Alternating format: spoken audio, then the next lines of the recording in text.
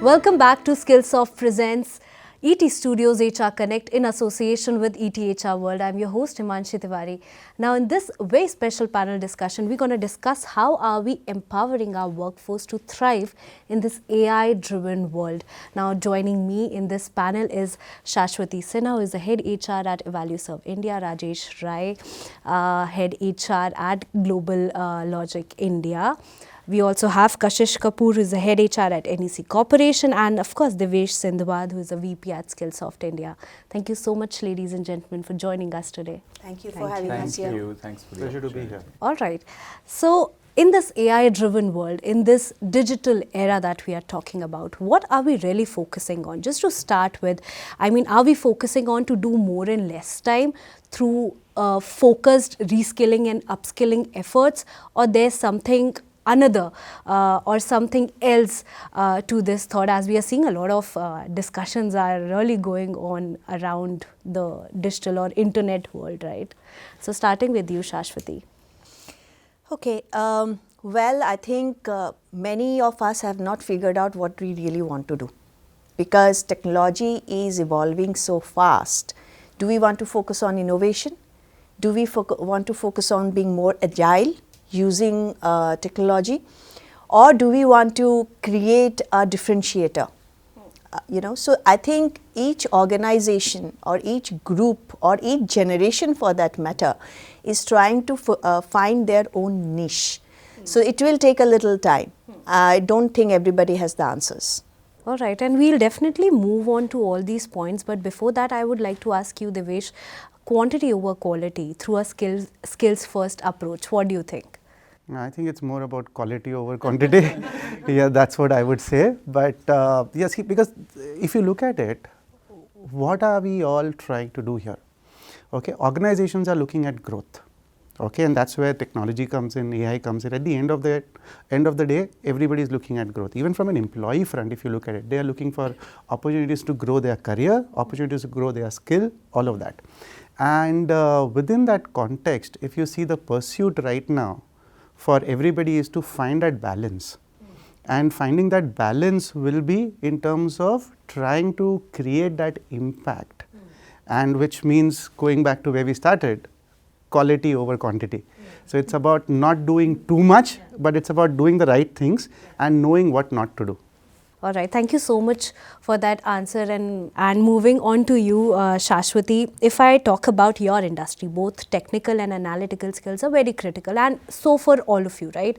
So how are you sort of looking at leveraging AI and HR tech as a whole to sort of make your employees being relevant for a longer time? Well, in our industry, the professional services industry, clients, the pace the clients work in is the pace that we have to, in fact, we have to be one step ahead because only then we can give value to clients, right? So for us, it is a no-brainer. I think we, the upskilling and the reskilling part, we started when the organization started. Yeah. So because that's a mandate, that's hygiene. What we are doing now, because the pace has changed, because there are the work that we do, there is a lot that technology is going to disrupt. There is a lot, for example, we do rapid research. Now rapid research, any technology can pick up, any Gen AI integrated technology can pick up the rapid research. Then what next? What value should we give to the client? So for us, it's a hygiene thing which we think every day, whether it is in HR, whether it is in business. And we started with business. We have our own a lot of platforms, proprietary platforms. And I like yesterday we were chatting and there is with the leadership team and there is one thing which came us, which is service as a software. Okay. So for GlobalLogic, it will be software as a service. For us, it's service as a software. So it is integrated in the service that we are providing. Okay. So we have an in-house team of around 250 people who are tech. And they are the ones who are creating platforms, enterprise level, customized platforms to ensure that tech is an inherent part of everything that we do. We have our in-house chatbot that we have developed, HR themselves have developed it. Okay. So we have a platform where content is every day, and I'm not joking, every day it is revamped to see whether It is aligning to the requirement of the employee and the business. And it's a huge platform. We have a lot of content, self-knowledge or self-learning, because you cannot, these content, you cannot have a trainer who's training you every day, right? So we do have a huge in-house training team, but self-learning is propagated, and that's why digital content becomes God. Because that's the way of self-learning, right? And it's customized, it's use case studies. I cannot plug and play anything from outside. It has to be customized to the business, to the line of business, etc. So I think this is a no-brainer for us, and it's been integrated seamlessly into the working of the organization. All right, thank you so much for your views, and actually that talks a lot about a company's culture, right? And moving on to you, Rajesh, on that very note, you know, we talk so much about reskilling or upskilling, but still there's a huge skills gap, right? So how do you think that technology can actually help us to bridge this skill gap and of course to make our employees relevant for the future times? I think the key, and that's how we function at GlobalLogic, is that you know, given the premise that talent is always, good talent is always in shortage, right? So how can you upskill people real time? And tech is a brilliant enabler, right? So one is that. So how do you create a talent engine that is continuously upskilling themselves? So there is never a gap, right? So every week, every month, every quarter, there are people who are continuously learning through different modes and different ways. We, in July last year, we launched our what we call Netflix of Learning, really a platform which will help our employees develop personalized career paths. And yes, it's very intuitive, because at the back end, yes, it's AI driven. So you can do that real time. You can access all the other exhaustive learning ecosystems we have to develop what you want to do. And this is in line with the Gen Zs and millennials, right? We are more than 90%, 95% Gen Zs and millennials, mostly Gen Zs, and they like it in a personalized way, right? So when you give them that, the upskilling or reskilling pieces, learning pieces do become continuous, because they themselves are looking for doing this. It's also skill based, so it's no longer just general, you know, learning. It's skill based. That here is the skill I want to either become an SME in that area, or I want to go from, say, a competency level 1 to 2 to 3 to 4, whatever that could be defined. The other piece where HR technology can help and is to even see, learning has a very close connection with careers, and people are passionate about careers, especially at least tech industry. And I'm sure, you know, all of us who are there from the tech industry, they'll vouch for it, that people love to build careers, but they want to do it their way, right? It's the way I like and I aspire for. So last year, again in July, these two were launched pretty much around the same time. We launched something called the Career Navigator, where again AI driven, where what it will do is, you know, with your current details, you enter where you want to go, right? What are you aspiring for within the company? You click a button and it will give you a set of career paths that you can choose from or opt from. Not only will it display those, but you can go click and figure out what are the skills required, what does this role really entail, who are the SMEs you can reach out to in the ecosystem, where can you learn more based on what you aspire for in the next, say, whatever, 1 or 2 years. Now that sort of intuitiveness today is possible only because HR technology can use AI to give you those personalized suggestions. So this keeps happening, as Saswati said, right, that this is hygiene for us, but this hygiene is taken a very different level, where it is continuous, it is personalized, it is marrying the aspirations of our employees with whatever they'd like to do and the company. So that's how we sort of build this talent engine within GL, and it's a very nice creative process, right? Because imagine, like, when we were launching this Career Navigator, it was like solving this conundrum, the riddle of how do you present so many career paths to our people. But today with AI and other technologies, this is possible. So you can really get creative, and I'm sure employees, you know, they are loving it.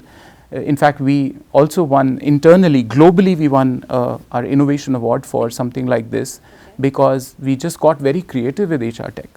HR tech is going to, I mean, the way we are going, the way we are solving this, is going to sort of integrate everything keeping the employee at the center. So for example, when we do talent management, right, there's so much information about the strengths of an employee, skills, even the areas where you can plug things in or develop employees that come in from there. Now that feeds into learning.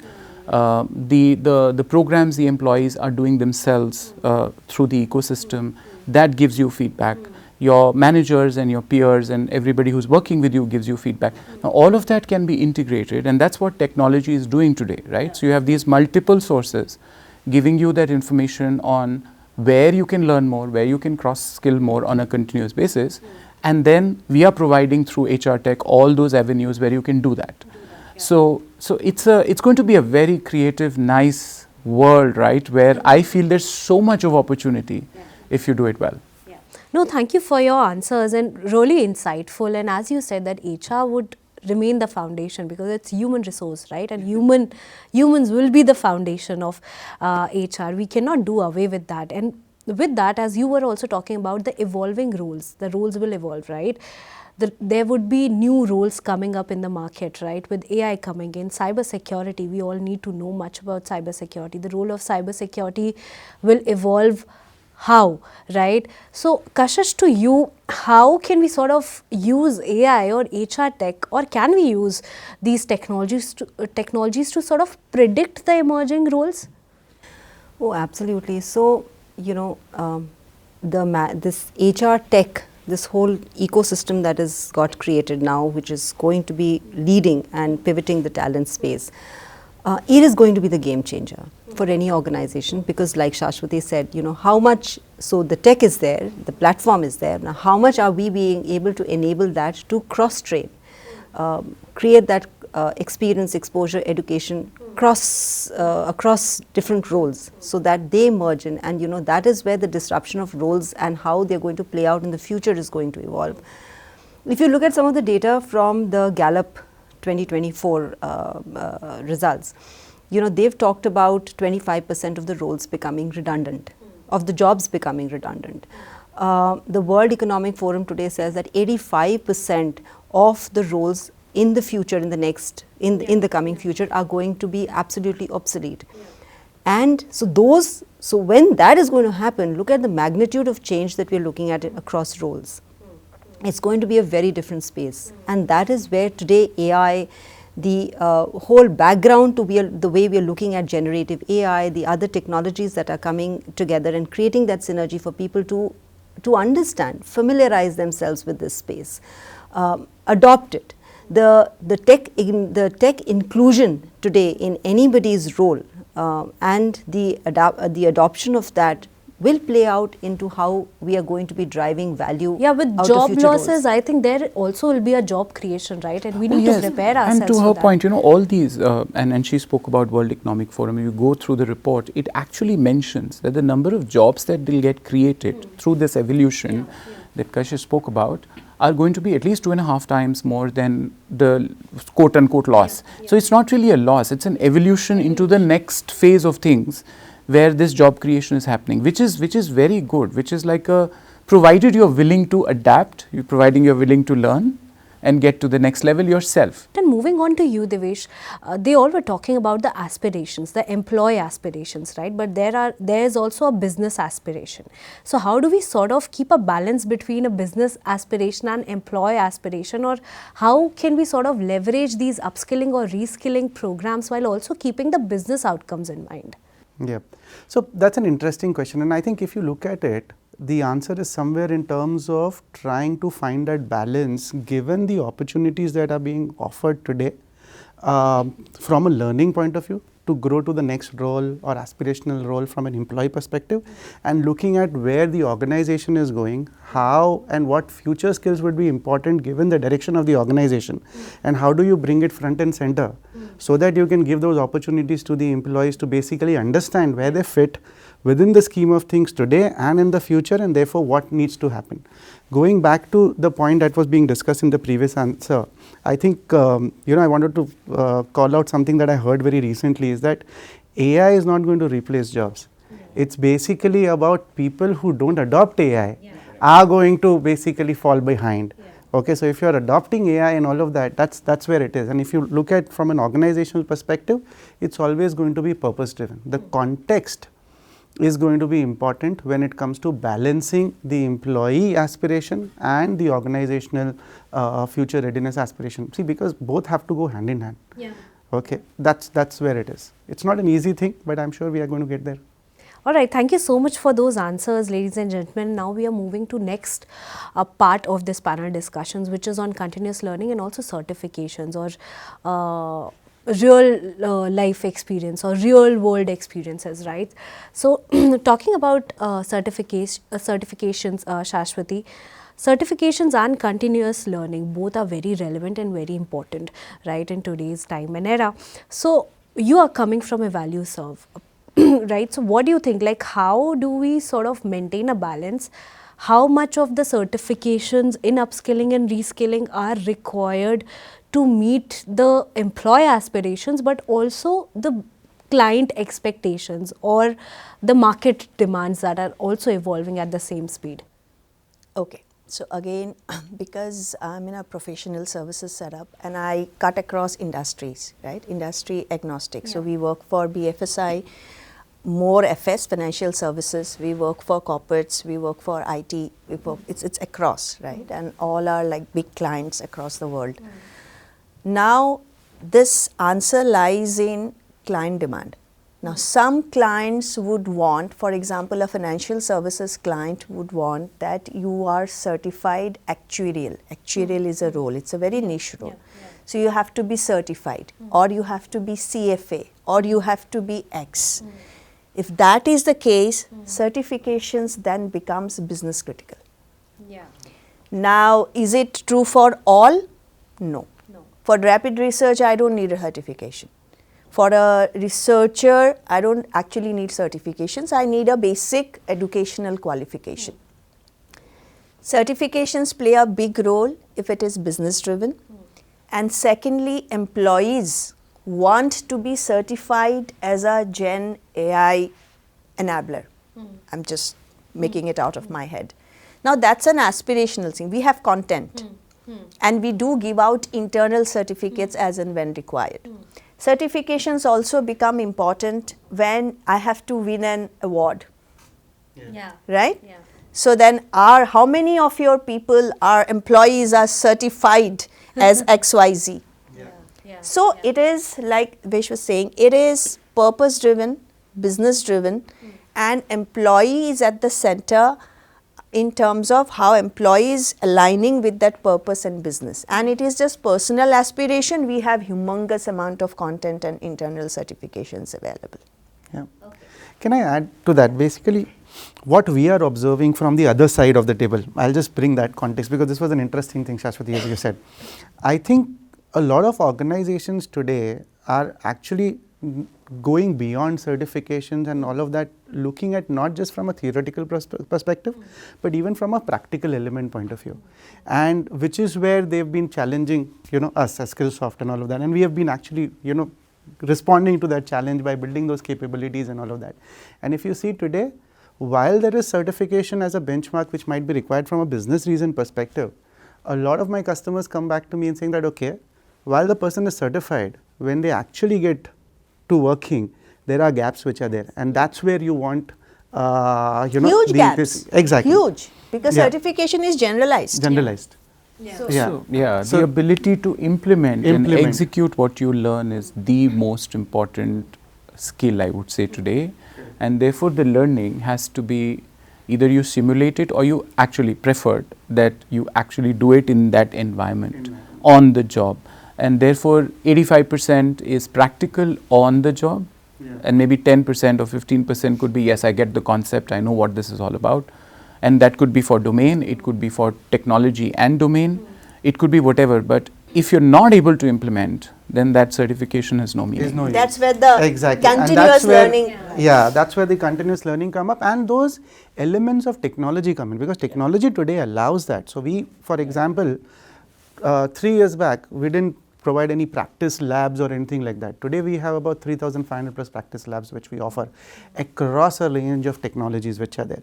We offer office hours and project based capstones and all of those to cohorts, you know, based on the projects that they are going to work for our customers when they get onwards. Typically at an onboarding scenario where, you know, campus hires happen, okay, there is a learning journey which is there, which allows them to certify or, you know, at least have that basic level understanding. But from a productivity point of view, how do you bridge that? Create those capstone projects, give them those lab accesses, give them those interactive benchmarks, skill benchmarks and all of that, where they actually, you know, prove that they have learned and they understand the concepts and all of that, and they'll be able to apply, and then give them those office hours and all of that. So it's a full journey which actually doesn't stop with an event, but actually begins with an event till the time that they are independent and operating, you know, to deliver the business impact that they are supposed to deliver. So that's where today we are also in a skill, it's a skill driven environment. It is no longer a qualification driven environment. Totally. That's the shift that's been made. And therefore this entire dialogue, you know, the way it's panning out. Yeah, no, talking about the qualification driven era that we are in, talking about the execution and implementation that you were talking about, Rajesh, as much as the technical skills are important, power skills are important as well, right? And within the technical industry or tech space, I think power skills, a lot of technical companies do lack in power skills, right? Do lack in imparting the power skills to their employees. It has happened. I've spoken to so many CHROs. Many people do focus on technical skills, but power skills do get lost, right? So how do you sort of create a balance between the power skills and technical skills? I think a large part of it, so gone are the days when there would be just programs, right, where you will do let's learn problem solving or let's learn curiosity and creativity or innovation or adaptability. It's not possible to learn it through a theoretical 2-day, 1-day, half-day program. And part of the execution that we were speaking about is that when you go through the process of implementing and executing the tech skills that you've learned, because you are implementing it in a real world environment, and that's what we foster, saying, you know, it's not about just acads, it's about how will you execute these in a real client environment, or in most cases, even if you're going through, like we have an academy program where we simulate. In fact, we also bring clients in saying, you participate with us and give us your challenges and this team is going to solve it, or through hackathons for that matter. So when you go through that process, that's when you tend to learn complex problem solving or adaptability to changing needs, and changing needs at the drop of a hat. So it's not that you get a notice, you know, or let's say being curious enough to, let's say, think about a problem in a different way, and that's where innovation comes in or creativity comes in. So that's how it's being done today, at least, you know, at GL. That's how we've been following that, you know, all these other skills, and maybe that's where our tagline that we hire people who are smart, bold and human, right? It all comes from there. No, thank you so much for that answer. And moving on to you, Kashish, see, in your industry or in every industry perhaps, like we talked about, that qualification has now become huge, right? Over certification. But when it comes to workforce development, what do you prefer and how do you go about it? Like, how do you sort of develop your workforce in a way that they are also certified? Because a lot of organizations, when an employee is thinking of getting upskilled, they might demand a certification because it may not help them in your organization, but when they'll move ahead in their career ladder, it will surely help, right? So when it comes to workforce development, what do you think? Like, how to create a balance, what works more, how the technology or HR tech can be a part of it, what about skills first approach, how the space is evolving? See, there are different ways that so one, the conversations around skill and development are now more center stage, right? Today, for example, within NEC we have communities of practice which talk about new age technologies. We bring that into a conversational inclusive space where this is a regular, not good to have, but a must have conversation and dialoguing within the organization, which not only builds familiarity, but it also leads to an innovative thinking around that particular tech frame. That is one. we bring in a lot of thought leaders within to talk and again, instigate and provoke thinking and thought around the various technologies. When we look at certifications and what is the skill assessment and the skill development that needs to be done, we do all understand that today there is a gap in what is the skill assessment and where we need to be from a future ready workforce. So for beginners, we feel certifications are something which is a must have, because that's where the investment has to happen, not only from an organization but from a talent perspective in their individual profession, to contribute to their individual professional journeys. For the intermediary levels in the organization, it has to be a balance of both exposure, experience as well as certifications, because they need to pick up from action learning projects, they need to get into cohorts where they get exposed to situation scenarios, case scenarios, caselets where they learn, engage and they contribute towards. When you look at leadership and the advanced, the senior layers, I think there it has to be more value driven exposure and experience and investment in terms of learning scenarios. So that is how we look at it and bifurcate it when we look at the whole talent transformation map, and that's the landscape which we feel is going to contribute to us engaging in what is upskilling, reskilling, and how do we bifurcate this and bring in and leverage this towards the individual development plans in these layers across the pyramid. All right, talking about upskilling and reskilling initiatives for any company, the people who are sitting at the helm of any company, they would want an ROI, right? So how do you sort of measure the impact of these upskilling or reskilling initiatives that we have been talking about? And I would like to ask you, Divyesh, because you have been dealing a lot of companies, how can they sort of measure the impact? What is the ROI of these upskilling or reskilling initiatives? How do we know that? Yeah, so interesting question, and obviously ROI is that holy grail, right? Yeah. Nobody has the answer of what exactly it is and where it is, but at the same time, there are attempts towards it, and we get matured, we get better at doing it and all of that. So, again, I think Skillsoft, our philosophy is very clear that, it has to be in the context of the customer business and customer priorities which are there. Okay, so starting with the end in mind. What's our North Star? What do you want to do? It could be certification, like we have been talking, because we spoke about certification, I'm taking that as an example.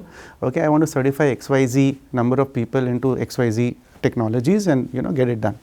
Okay, so then, what's the timeline? How do we basically drive it? How do we curate a kind of a journey which aligns to the customer needs with their timelines and with the objectives of not just certifying, but actually going beyond? Okay, so what should be the design element around it? And I'm saying that consciously because we are the organization which certifies more professionals than any other company on the planet Earth. Okay, so after, with that volume that we manage, we've understood that it's not about just certification, actually going beyond it. Then you also spoke about power skills, for example. Okay, how do we make sure that they are not just able to understand and certify themselves on the technology area, but also going beyond that and managing maybe a crucial customer conversation or a project delegation or something like that. Okay, so that's where we have leveraged AI, created scenario based simulations, okay, which can be customized on the fly based on the customer requirement and make it available so that people can go through it, role play, learn and improve their application element of it. Okay, and then going beyond. So at the end of the day, what happens is ROI would be all related to how do we create those journeys and those resources to drive that impact and go back and help the customer measure it, starting with the reaction to the NPS to going back and capturing feedback all through. So that's how typically it happens, but again it's not a one size fits all approach, it's more based on the key ask from the customer, the objective that they have and balancing overall what's possible and within the context of the customer's need. All right, you were talking about providing the most number of certifications, right?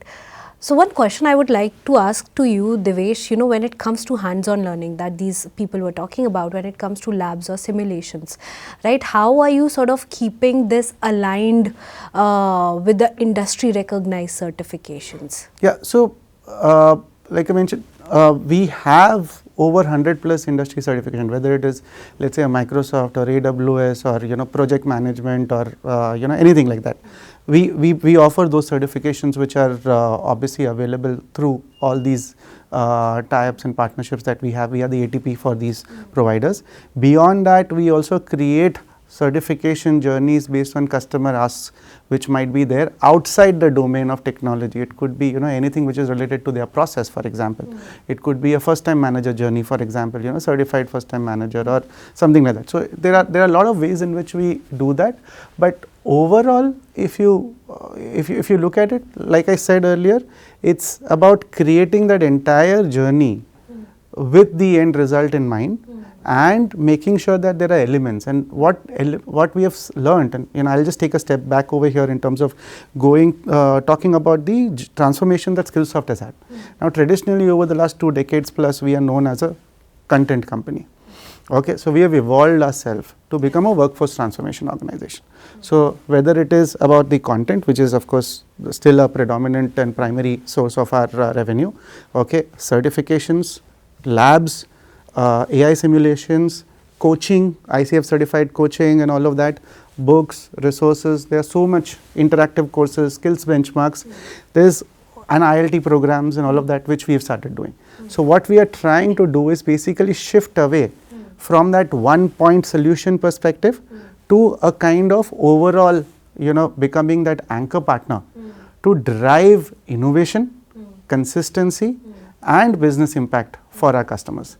And that's what I think, even from a future point of view, we are seeing a lot of customers ask, and I'm moving a little away from the question that you said, but then the idea is that how do we basically simplify the role that each one of them are playing and the kind of effort that they are taking in building that ecosystem within their organization by bringing those elements to them seamlessly in one-stop shop. Okay, so whether it is the career catalyst that you spoke about, we have something called a role advisor which exactly does that. You identify a role, it gives you the skills, gives you an assessment, go through a benchmark, AI curates a journey which is aligned to your gaps. So even if you and I have gone through the same assessment and you have scored the same percentile result, your gaps might be very different from mine. So the system gives you, exactly what is there in that. Okay, and so on and so forth. So there's a lot that we are doing from that. And I can go on and on, but I'll stop it with the interest of time. No, sure. But as we talk about talent enhancement or workforce enhancement for that matter, what are your top priorities for 2025? Because we've been talking about reskilling, upskilling a lot, right? But what are you really focusing on this year? And if I'll ask you, Saswati, what would you say? So I think there are 2-3 areas which are actually driving from the business. So first, like I have said before, for us tech is a no-brainer. So what we are looking at is ensuring that each and every individual is thinking how tech is going to integrate into their role and what they can do better. I think that's a continuous process which is going on. That is first, and that's going to remain the focus in 2025 and beyond. All right. What are your priorities, Rajesh? Will smart, bold and human be the center stage even in 2025? Absolutely, it will be. And in the context of, as an example, GenAI as a classic example, right? But transformation here is actually what we were just speaking about, and that's going to be the priority for 2025, which is how do you continuously make sure that your workforce, our employees are they are continuously relevant. They are real time upskilling themselves, applying that to doing great work for our clients. I think it's a journey, and this journey we were as a tech company always part of this journey. It is just that the tech disruptions and the way things are moving, it's so fast that you need to do it literally real time. And the talent engine concept that I spoke about, which we've been on, right, keeps getting strengthened year on year, keeps getting to the next level year on year, and that exactly is the focus for 2025 as well. But I also feel that another focus which has been growing is around all the other skills of which can help you deal with ambiguity and disruption and things that hit you suddenly out of the blue, right? So how do you get more resilient, more adaptable? How do you problem solve in those situations? And we are a scaling, growing company, so in such scenarios that becomes even more important.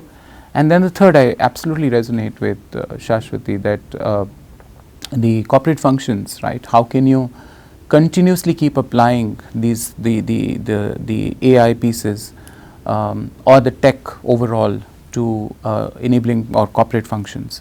I personally feel there's tremendous amount of efficiencies that you can bring in there and strategically do really great work. So I think that will continue as a flavor for 2025. All right. What's for you, Kashish? So I think everything what has been said so far, definitely. But to summarize it, I think a more agile workforce which has the right flavor and tonality of resilience, hope and trust. I think from there, taking that to driving a very purpose-driven culture, I think that's going to be very, very critical. Tech, definitely there's a like everybody said, it's a no-brainer there. 85% of our workforce today is trained on emerging technologies. So for us, a very crucial thing now is to ensure that we are able to now deploy that internal capability that has been developed. Continue to grow and keep our eyes and ears open for what is happening in the tech space. Bridging the gap between the skill requirement and what is future projected assessment of this workspace. Continuously building and feeding in from a tech development, and I will not restrict it only to AI, I would say across the whole plethora of buffet of tech that is available. A stronger partnership with our OEMs and our partners there to enable and drive this at the speed at which the disruption is happening, so we are able to meet them halfway and move forward in this journey. So those are going to be areas that we'll focus on this year. All right. What about you, Divyesh? What are your priorities? I know it's going to be to supply the services that your consumers demand, but apart from that, is anything else? So I think, I love this question, first of all, I'll tell you, because this gives me an opportunity to actually, give a response which is close to my heart. And I'll go with what Kashish mentioned at the end in terms of partnerships with your, OEMs or solution providers and all of that. So there's something that we saw over the last year in 2024. Which was in terms of while building that ecosystem, it's not easy to be in their seats. Yeah. It's really a complicated. Today, every solution, every tool that is there in the market talks about being an AI solution. Yeah. Okay, how do you distinguish one against the other?